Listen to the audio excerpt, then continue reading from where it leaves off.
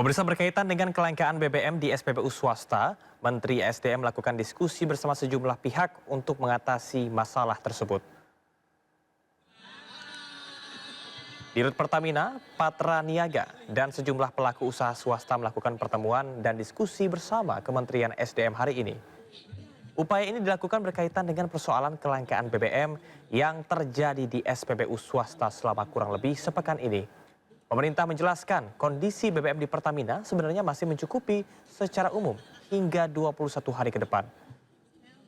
Namun kondisi ketersediaan SPBU swasta saat ini, kuota cadangannya sudah menipis.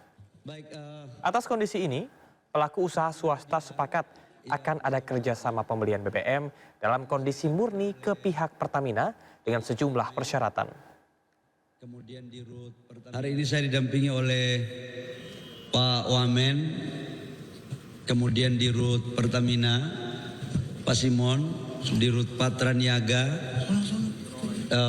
Pak Ega, dan dari KPI, kemudian dari teman-teman pelaku usaha swasta, dari AKR, kemudian dari Vivo, dari Shell, BP AKR, dan dari Exxon. Kami baru selesai rapat untuk menjelaskan terhadap kondisi BBM yang ada. Secara umum, posisi ketersediaan BBM kita per hari ini itu cukup untuk 18 hari sampai 21 hari. Jadi nggak ada masalah menyangkut ketersediaan BBM.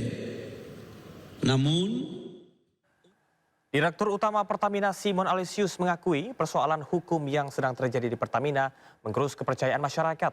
Pertamina akan bekerja keras untuk mengembalikan kepercayaan masyarakat. Hukum kasus tata kelola yang saat ini sedang berlangsung di Pertamina tentunya menjadi keperhatian kita bersama. Saya juga tentunya merasa dengan rendah hati menyampaikan bahwa dengan adanya kasus ini tentunya juga kepercayaan masyarakat kepada Pertamina menurun. Nah itu tentunya juga adalah PR besar bagi Pertamina. Kita harus kerja keras. Kelangkaan bahan bakar minyak non-subsidi di SPBU swasta menuai sorotan publik dan juga warganet. Tidak hanya dikeluhkan pelanggannya, kelangkaan stok BBM juga mengancam pekerjaan para karyawan SPBU swasta.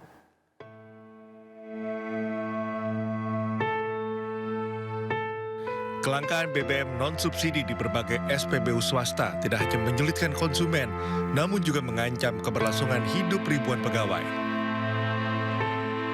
Situasi memilukan ini menjadi viral di media sosial, bahkan menjadi perhatian dari para influencer yang kesulitan saat ingin mengisi bahan bakar non-subsidi di salah satu SPBU swasta di Jabodetabek.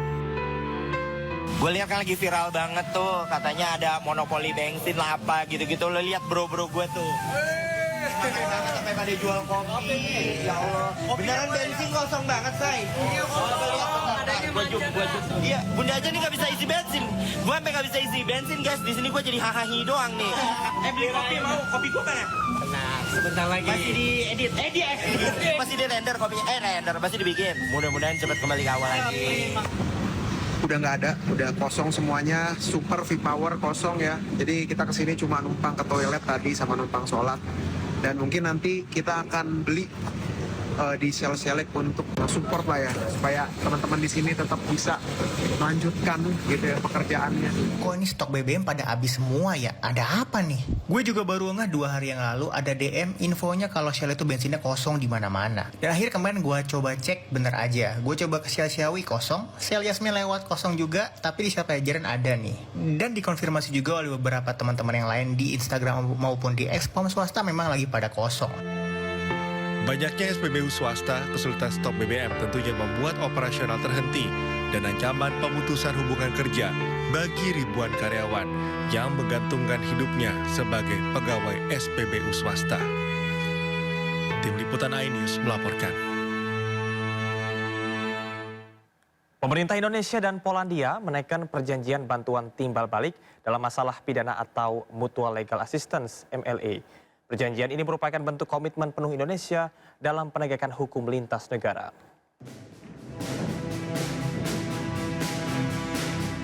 Perjanjian bantuan timbal balik dalam masalah pidana ditandatangani langsung Menteri Hukum RI Supratman Andi Aktas dan Menteri Kehakiman Polandia Waldemar Żurek di kantor Kementerian Kehakiman Polandia.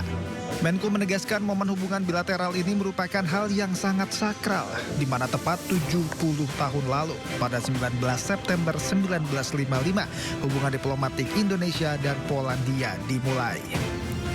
Perjanjian MLA ini tidak hanya mencakup pemberantasan kejahatan umum, tapi juga kejahatan di bidang perpajakan dan bea cukai. Menkom optimis penandatanganan perjanjian MLA kedua negara ini dapat menjadi gerbang pembentukan kerjasama pembentukan perjanjian MLA antara Indonesia dengan negara-negara Uni Eropa serta negara-negara mitra lainnya. Sementara itu, Menteri Kehakiman Polandia Waldemar Żurek menyambut baik penandatanganan MLA antara Indonesia dan Polandia.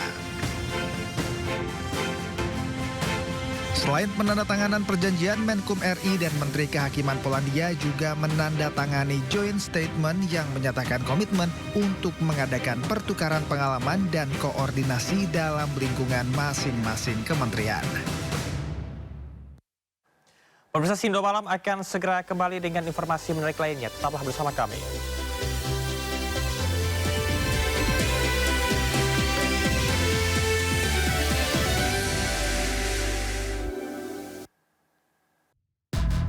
Menguak kasus hukum dan politik di Indonesia. Berencana menerapkan program wajib militer bagi anak-anak bermasalah, terutama Mengedepankan objektivitas dan juga fakta yang ilmiah. Kalau menurut saya, ini kan masalah pribadi. Membahas setiap cerita dari banyak sudut pandang. Semuanya gugur, belum ada yang dipulangkan. Satu pun terkecuali di dalam itu. Jangan lewatkan Inside Story di Sindo News TV. Program berita teraktual prime time Anda. Presiden Republik Indonesia tiba di Brussel, Belgia. Dugaan korupsi kuota haji. 1.000 rekening penerima bansos terindikasi judi online. Menggali banyak peristiwa dari beragam lokasi. Muhammad Riza Khalid jadi salah satu tersangka. Olah tempat kejadian perkara kasus tewasnya diplomat. Dapatkan informasi penting di Sindo Prime setiap Senin sampai Jumat jam 7 malam di Sindo News TV. Isu terhangat sepekan terakhir. Ketujuh Republik Indonesia, Joko Widodo menduga ada agenda politik besar. Polisi merilis merek beras premium yang diduga dia. Rangkuman berita viral. Sekolah rakyat gratis sangka kasus dugaan korupsi tata kelola minyak mentah. Sopir truk di Subang, Jawa Barat melakukan aksi mogok kerja. Temukan semua informasinya di Top Issue setiap Sabtu dan Minggu di Sindo News TV. To the point aja. Di Jokowi itu ada tim. Membahas berbagai isu politik terkini bersama narasumber yang kredibel. Bagaimana ininya? Oke. Bawahnya ada bunker, tempat naruh uang. Di rumahnya siapa? Jokowi. Jadi orang harus hati-hati ya masyarakat. Membahas berbagai isu politik terkini. Roy Suryo ya, terus si Rismon kita 100% masuk bui. Bersama narasumber yang kredibel. To the point aja. Jumat pukul 9:30 malam di Sindo News TV.